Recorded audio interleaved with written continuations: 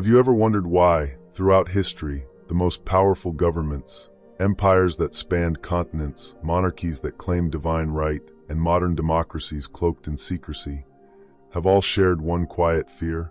Not of armies, not of revolutions, but of secret societies. Not the ones mocked in cartoons or dismissed in conspiracy forums. No, this is something deeper, older, hidden in plain sight. There have always been those who walk in the shadows, custodians of forbidden knowledge, groups that operate outside the confines of nations, creeds, or currencies.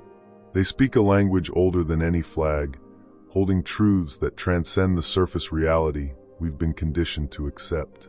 Governments fear them not because they are violent, but because they are free, because they hold power that cannot be legislated, taxed, or silenced. In this video, we will pull back the curtain, not to gawk at sensational myths, but to explore the deeper reason why secret societies continue to unnerve the world's most powerful institutions. We'll travel back to the mystery schools of Egypt and the sacred halls of Delphi. We'll trace the hidden lineage of knowledge passed through the Knights Templar, Rosicrucians, Freemasons, and beyond. But more importantly, we'll explore what they really guarded and why today's global leaders still flinch at their whispers. These societies are feared not because they are dark, but because they hold the light that threatens to expose the illusion.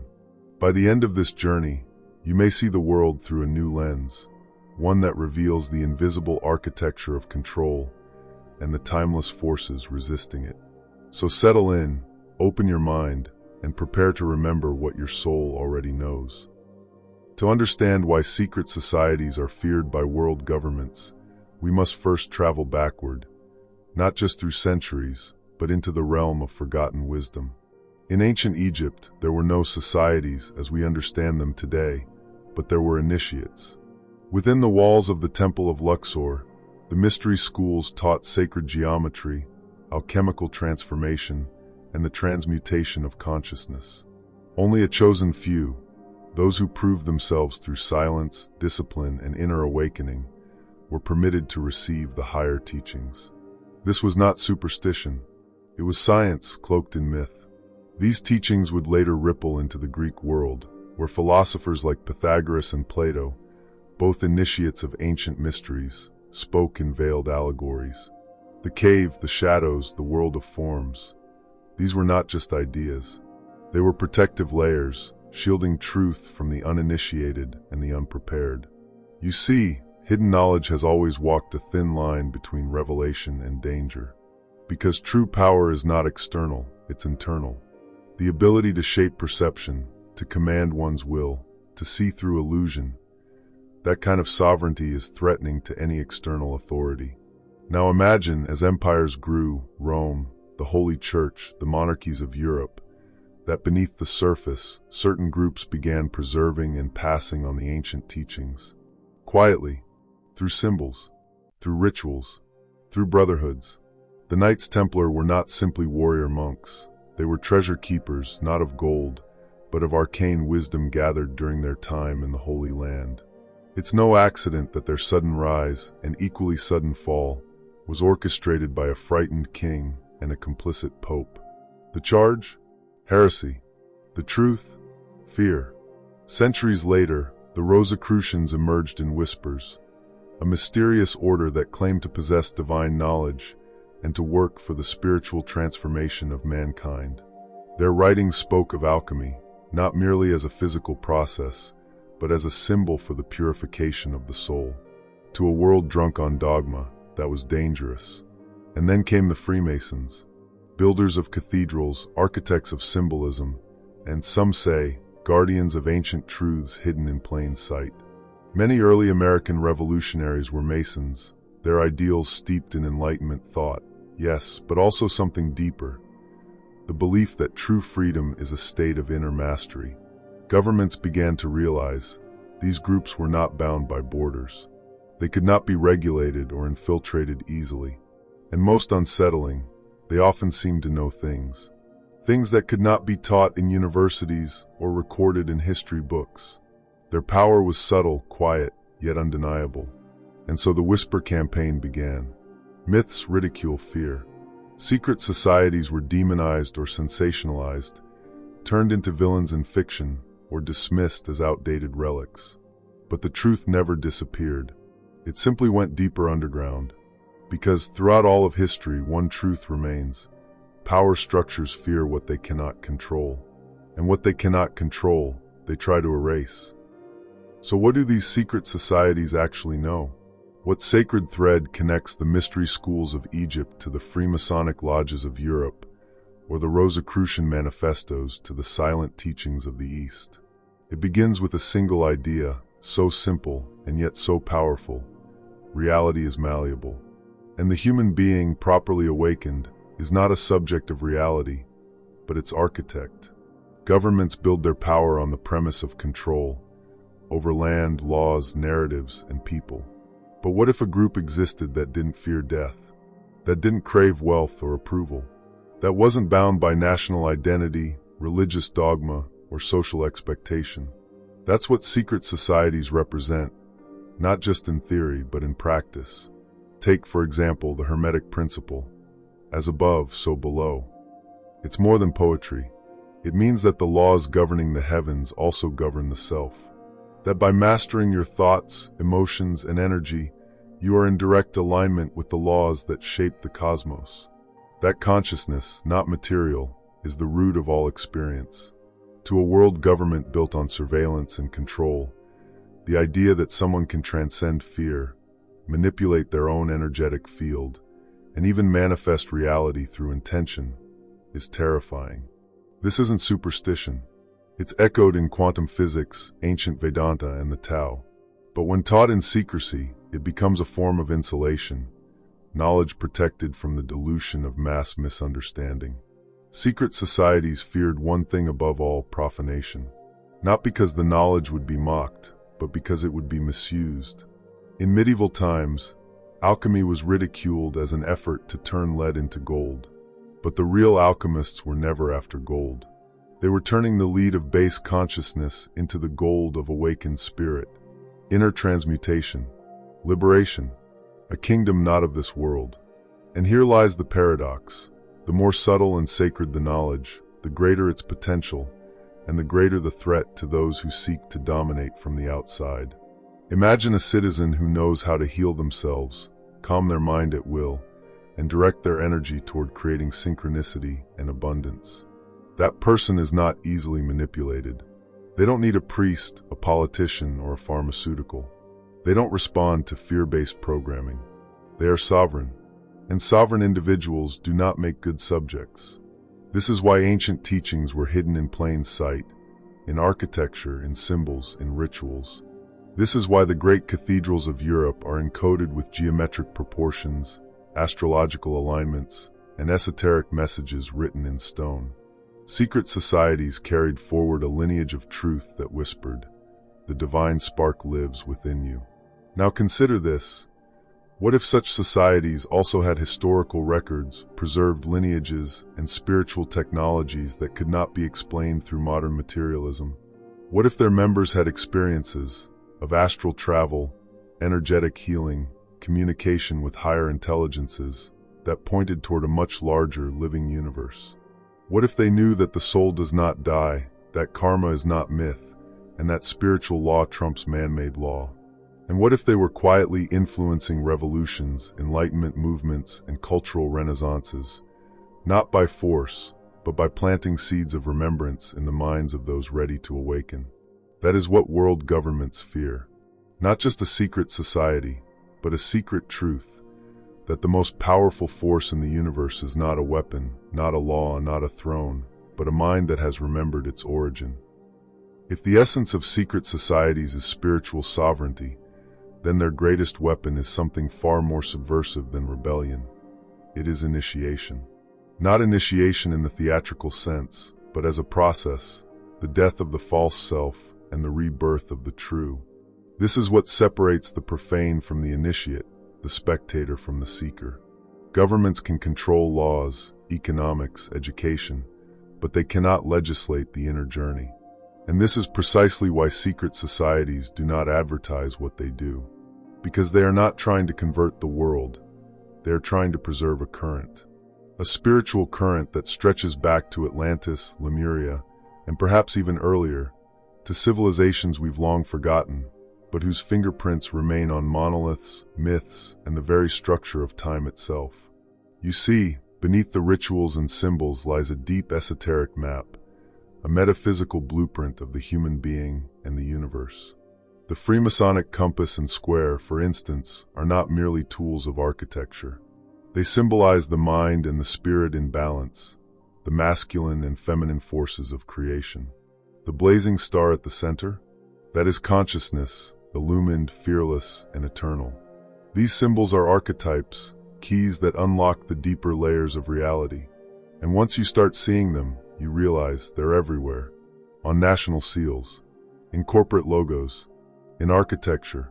Not always because of some grand conspiracy, but because the architects of the modern world were, in many cases, initiates themselves.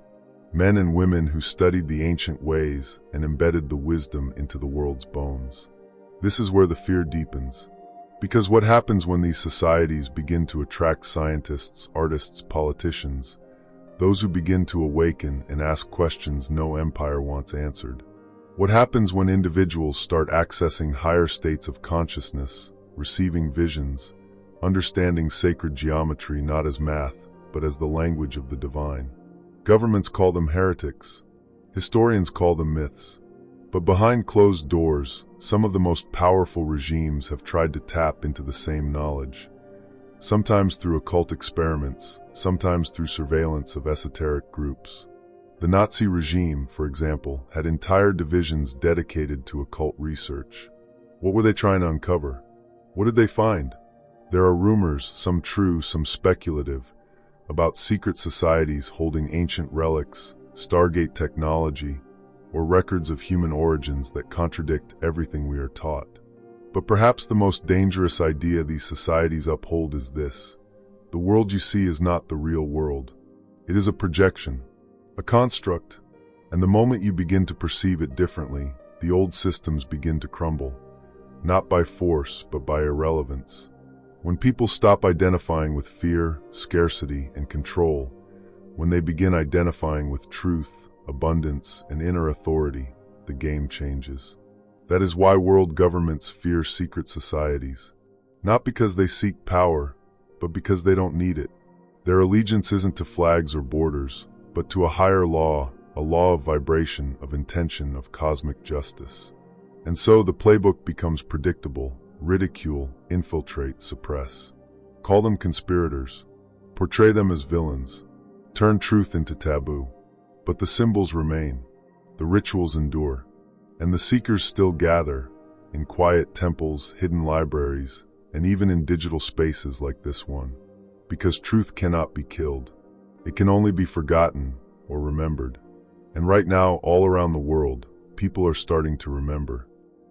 Now that we've lifted the veil and glimpsed why secret societies are feared, not for their rituals, but for their liberating power, the question becomes, how can you begin to walk this path yourself? Not all of us will join a physical order or gain access to a hidden temple, but the true temple, as all great initiates have said, is within. The journey begins with self-initiation. Start with silence. Find a quiet space each day and simply listen, not to the world, but to the stillness behind your thoughts. This is not ordinary meditation. This is observation. It is the first act of reclaiming your consciousness from the noise of the collective mind. In secret societies, silence is sacred. It trains the inner ear to hear what the outer world has drowned out. Your intuition, your inner teacher. Next, work with symbols. The ancients knew symbols bypass the conscious mind and speak directly to the soul. Choose a symbol that resonates, a pentagram, an ankh, the flower of life. Place it somewhere visible. Gaze at it. Meditate upon it. Ask yourself, what does this truly mean beyond what I've been told? Allow the symbol to unlock insights. This is what initiates call gnosis, knowledge born not from books, but from inner revelation. Now begin to record your dreams. The dream world is the original mystery school. Every esoteric tradition teaches that the subconscious speaks in symbols and archetypes. Keep a dream journal. Decode the patterns.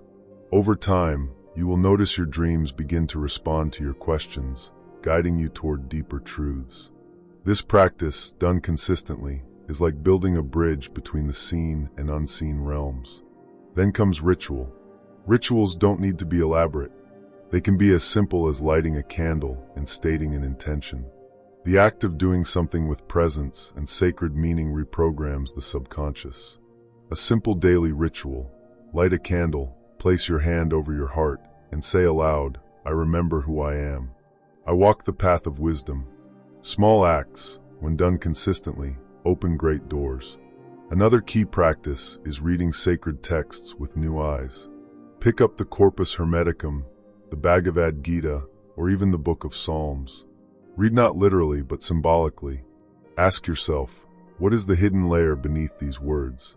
Secret societies have always taught that sacred texts are encoded, that only the initiated can decode the deeper truths. You don't need permission to begin. You simply need the will. And finally, build a circle of seekers. Even if it's just one other person. Secret societies were never about elitism, they were about resonance. When two or more gather with the intention of truth, a third presence is born, wisdom itself. Share insights, explore practices, protect each other's growth. In the digital age, your temple can be virtual, but its power is real. The great lie is that this path is dangerous or forbidden. But the real danger lies in forgetting who you are. Secret societies are not the threat. Forgetfulness is. Numbness is. Conformity is. But once you begin to see through the illusion, you can never unsee it. You begin to live as a sovereign soul, not controlled, not afraid, but aware. Aware of the great game and your sacred role within it. So why are these secret societies truly feared by world governments? It is not their rites, their robes, or their rituals. It is not their strange symbols or coded language. It is their reminder that every soul holds the key to its own liberation. That power does not trickle down from institutions, but rises up from within. That consciousness, when cultivated, when disciplined, when awakened, is a force no regime can contain. Governments may rule over laws and economies, but secret societies have always ruled over the imagination of the awakened. And that is what makes them dangerous. The moment you remember who you are, not as a number, not as a role, but as a cosmic being, the illusion begins to shatter. And that, more than any rebellion or protest, is the revolution the powers of this world fear the most. Because the truly awakened cannot be manipulated. They cannot be divided. They cannot be enslaved by fear. And that is why this knowledge was hidden, why the ancient schools went underground, why the symbols were encrypted into cathedrals, myths, and architecture. It was never to exclude you. It was to protect the fire until you were ready to carry it. So now the question becomes, are you ready?